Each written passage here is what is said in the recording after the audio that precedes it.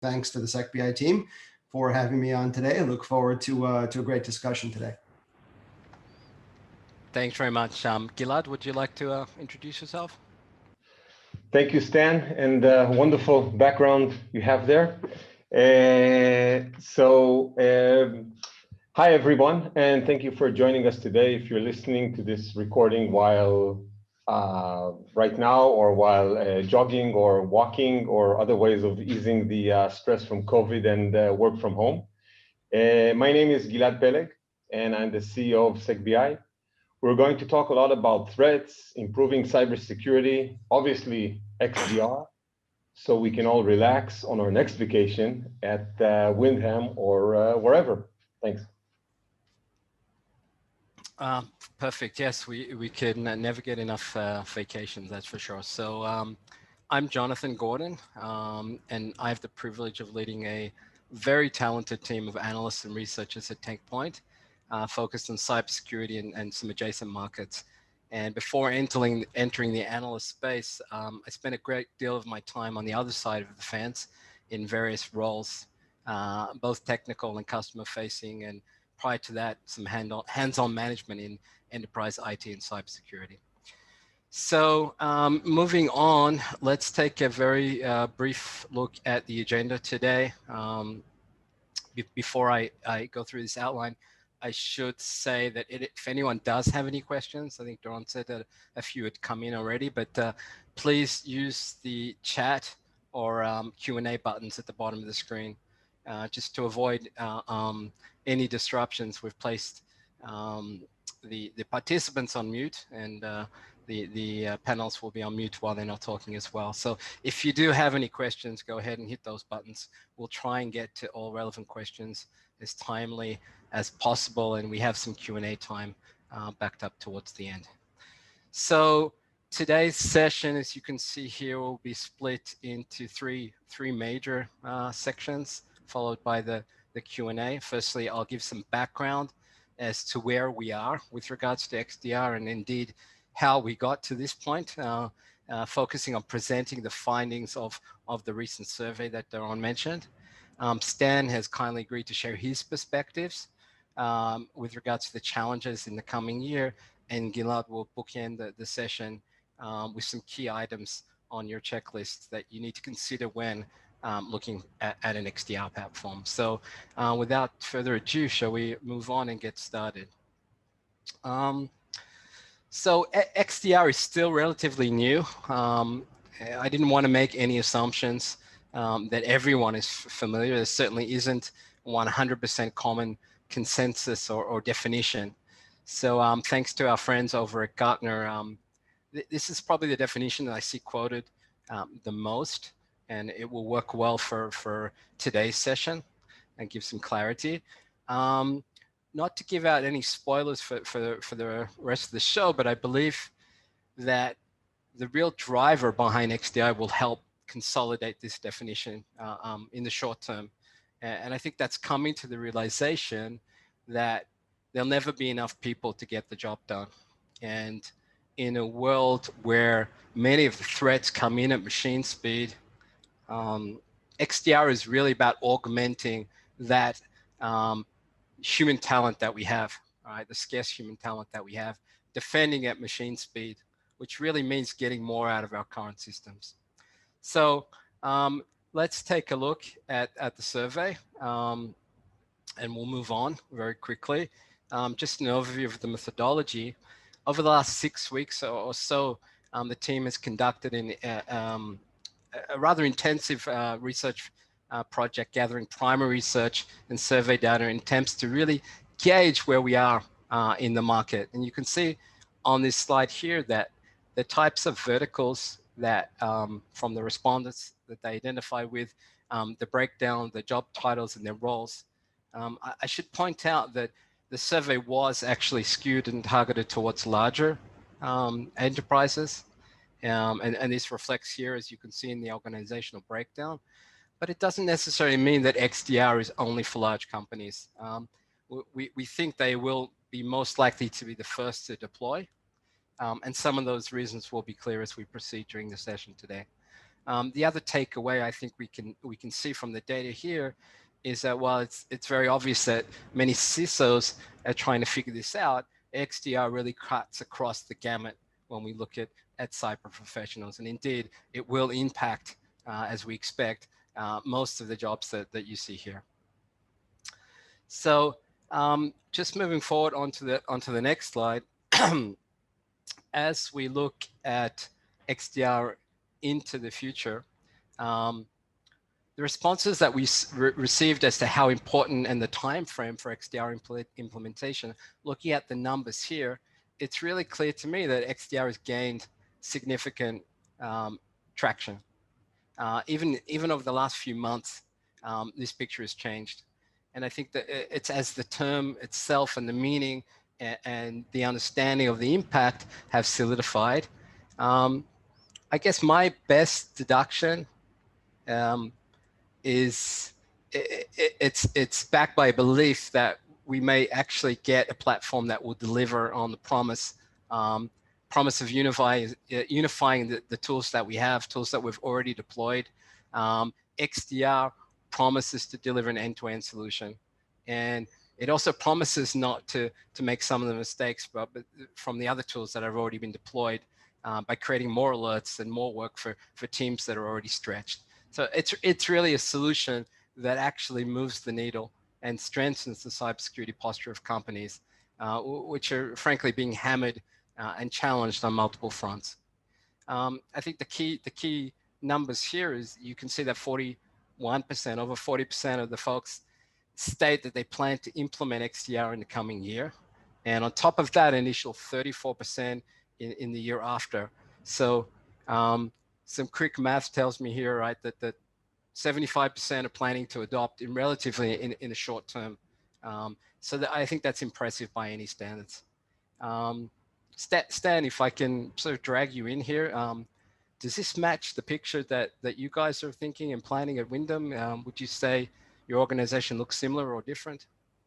I'd say this pretty closely maps to some of our current thinking, right? So whether or not a solution like this would be part of a toolkit or part of an evolution with respect to a cybersecurity data privacy program, I think certainly depending on the audience of this particular webinar and the survey, you're going to have a different need and a different velocity driver for it. But certainly this is in line with what we're currently thinking with respect to plans.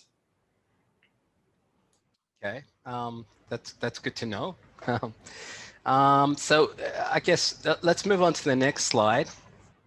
And it's really about looking at the big picture with regards to what the impact should be, at least as far as the participants are concerned.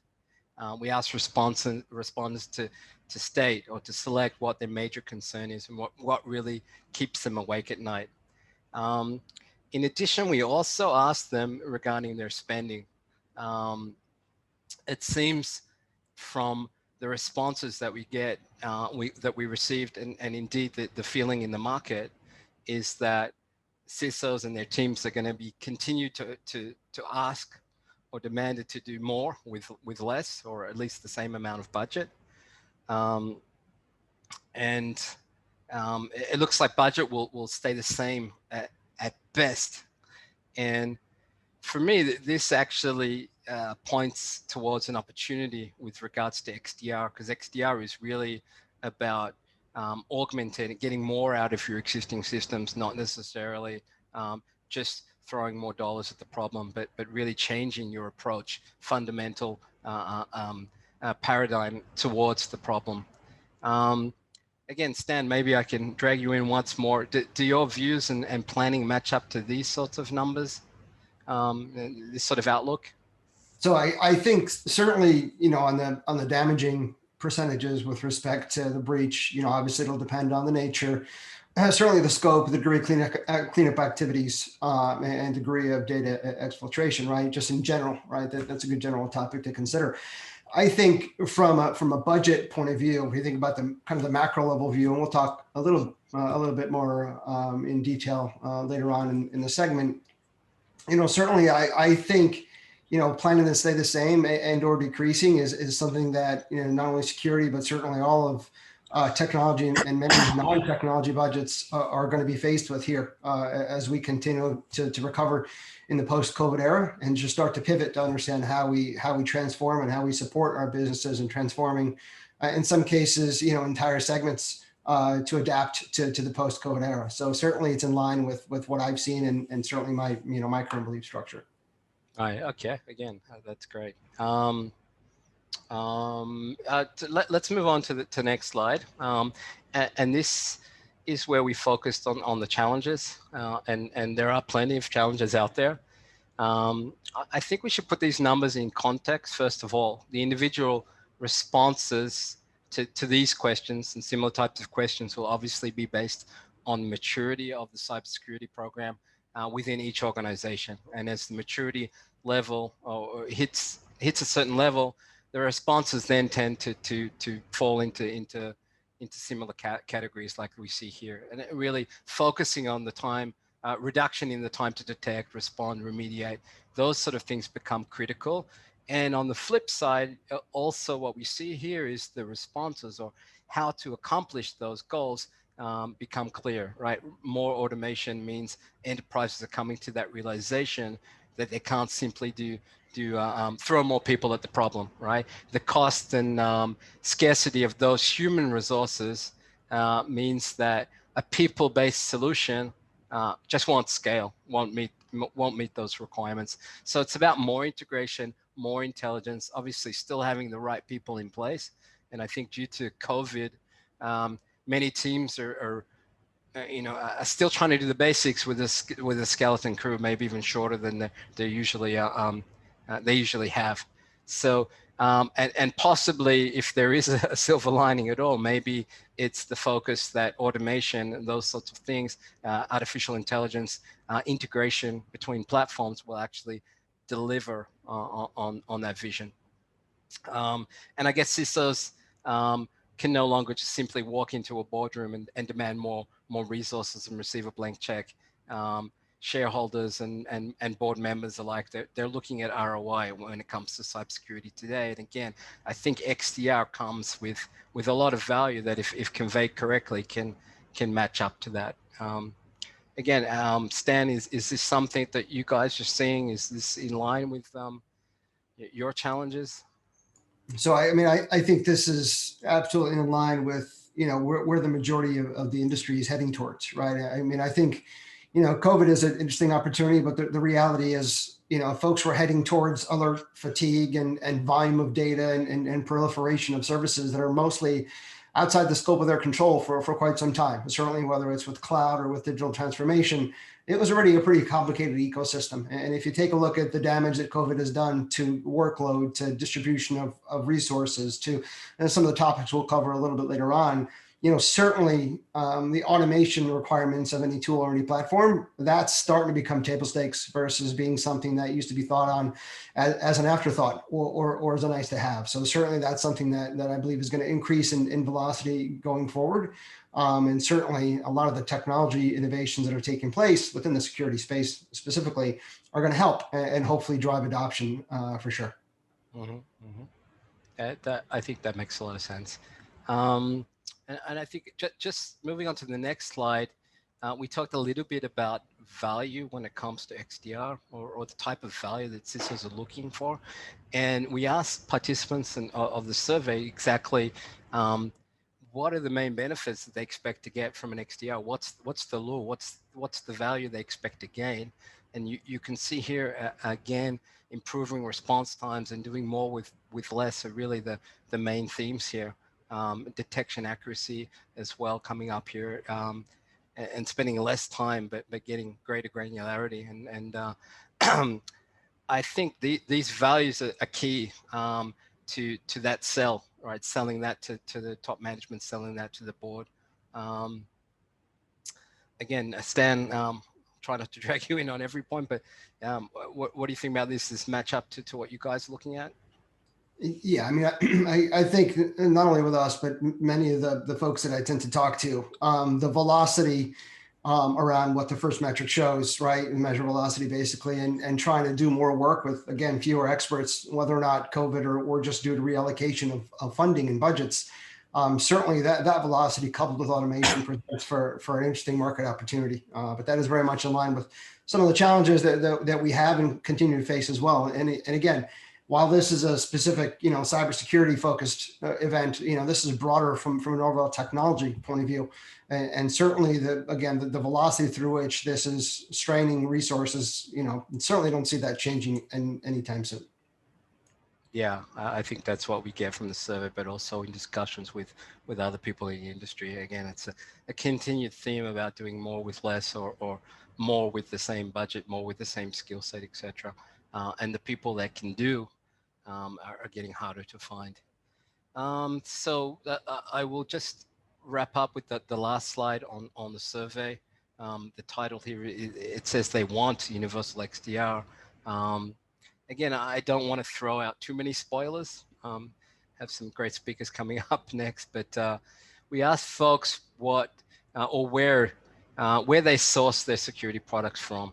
And as you can see, the overwhelming majority really says it's a mixed bag, right? It's coming from a variety of vendors, which as someone who in the very distant past, but someone that did manage IT and cybersecurity, tend to look at using best of breed products in different silos. And that's what we see here, right?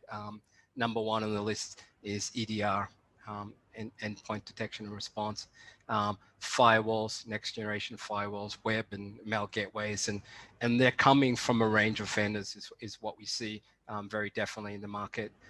You can see here only 4% of respondents said that they get their whole cybersecurity stack from a single vendor. And hence the need for universal, and I believe Gilad will touch on this later. So I won't go too deep into this.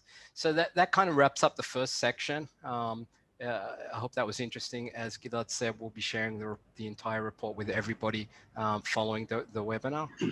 And at this point, I'd like to hand the baton over to Stan to take us through the challenges ahead in the next, for the foreseeable future at least.